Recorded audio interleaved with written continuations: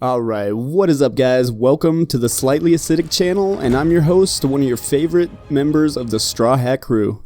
In today's video, we will be discussing the Lost Ark Adventure Tome. We will go over each individual element of the Adventure Tome and how to go about completing each and every one. With that being said, let's set sail.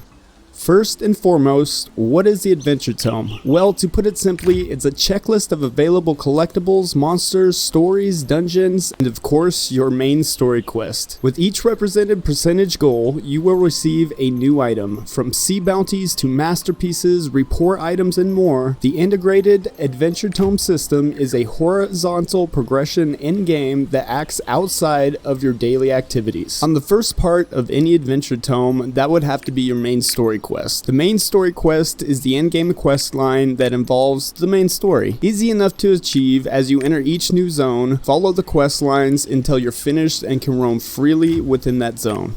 Next is your collectibles. These collectibles are items that drop from any monster in any area in your preferred Adventure Tome zone. If grinding that much makes you feel like giving up on life like it did me, then you can always purchase these items from the market to fill each zone's collectibles. Some areas are much more expensive than others, especially as you progress in-game. Punica being much more expensive than Rathramus, for example. If you're a cheap SOB and you want to save your hard-earned gold, you can always just farm them instead.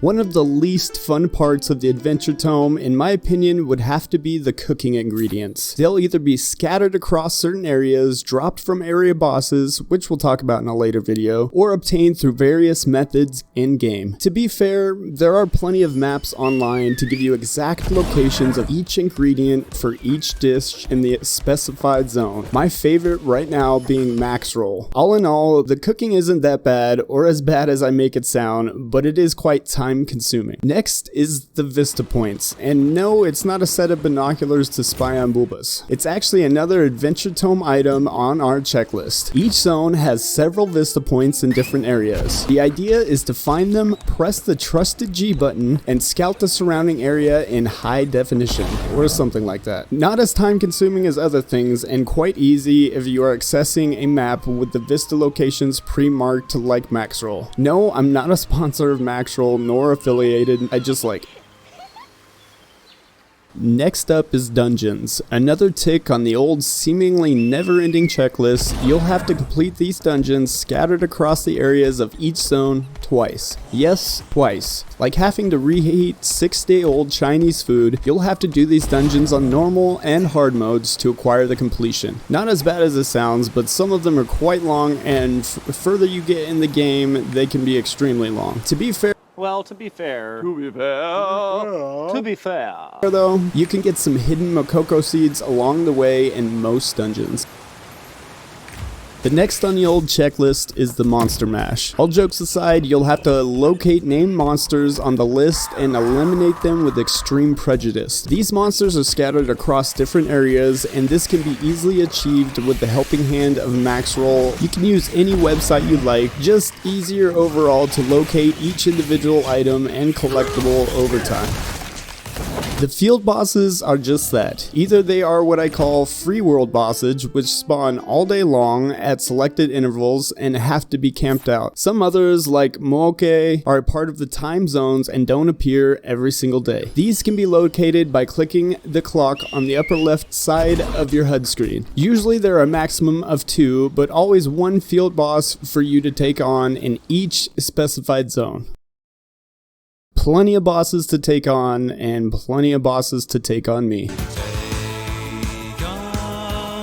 Another story of the Adventure Tome is just simply that. 2 story quest lines that can be found only by random discovery unless you're using an online guide, as they are not marked on any map. Same with another story. The hidden story will be crammed into this section because they are essentially the same thing. The difference is the length of another story versus hidden stories. Another story usually has a chain of quests required for completion, and the hidden stories are actually either letters or little bits of, I don't even know thingy-majiggers placed across the world that gives you a quest line that you have to follow, and also timed requirements for each individual hidden story. This section is time-consuming and may actually be one of your more time-consuming objects in the Adventure Tome, but extremely straightforward and easy to accomplish.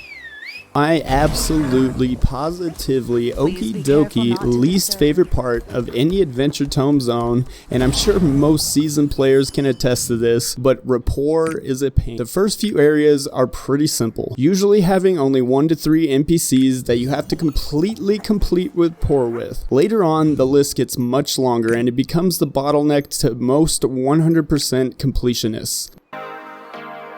Lastly, which needs no introduction, is the triports. Just simply the quick way of teleporting from zone to zone within Lost Ark. You'll find these triports as you enter a new zone on new characters. Easy peasy, no explanation, neasy. And just a couple quick tips: make sure you're saving up and using your rapport items accordingly. This takes time, and why the final reward for 100% Adventure Tome completion is easily the rarest mount in the game. Move at your own pace and try not to get burned out. There is plenty of time and plenty of content to help in the future. Have fun. If you're not having fun, you're not doing this game right. So anyways guys, that's it for today's video. If you did enjoy, make sure to smash that like button, and if you liked my One Piece reference in the beginning, you are legally required to subscribe to my channel. So make sure to hit that red button and turn on that notification bell, and we'll see you in the next one.